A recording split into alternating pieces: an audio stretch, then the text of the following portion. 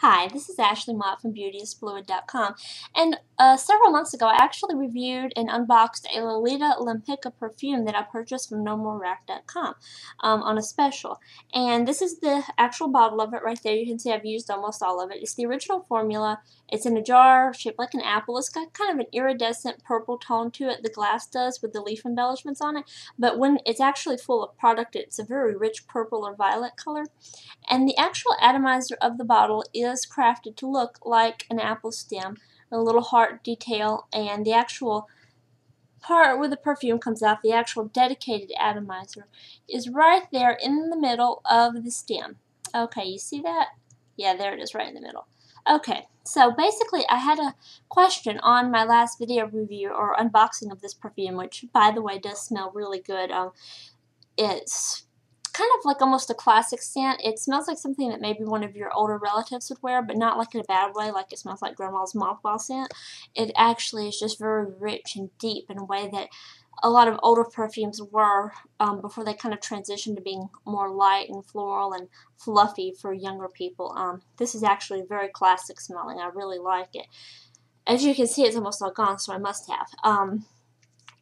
So anyway, I had a question, and it said that basically that someone had read that the stem had a propensity for breaking, and I addressed that as an actual reply to that person's comment, but I wanted to talk about that in a video because I wouldn't want anybody to not buy this perfume simply because they think the stem is going to break off.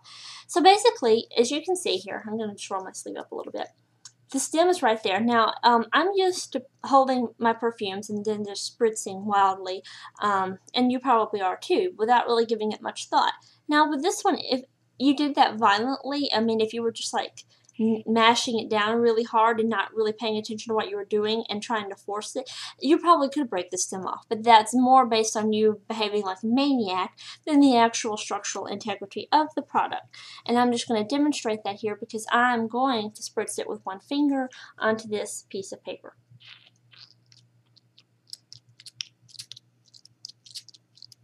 Okay, you see that? There is some liquid there. Yeah, there it's shining.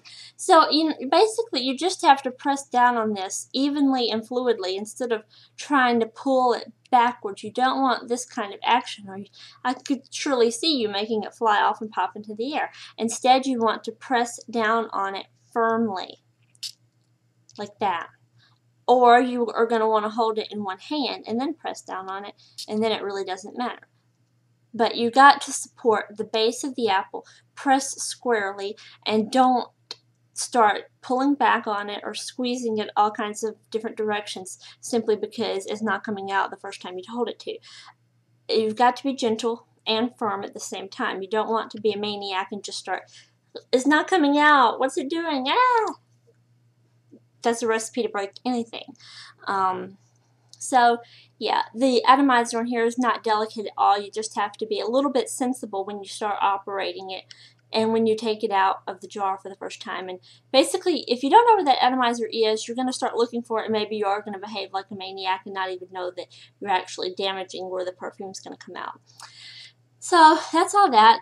Can't believe I spent 3.5 minutes just telling you how to use the top of a perfume bottle, but if that's a concern, I just wanted to address it. Somebody actually cared about that enough to leave me a comment and ask about it, so it must have been quite the topic of conversation somewhere on the internet or within their circle of friends. So definitely try out the Lolita Lempicka perfume. I definitely recommend it, but be careful with it. Don't be a maniac. That's the motto for the day. So until next time, this has been Ashley Mott from BeautyIsFluid.com, and I'll catch you later. Bye.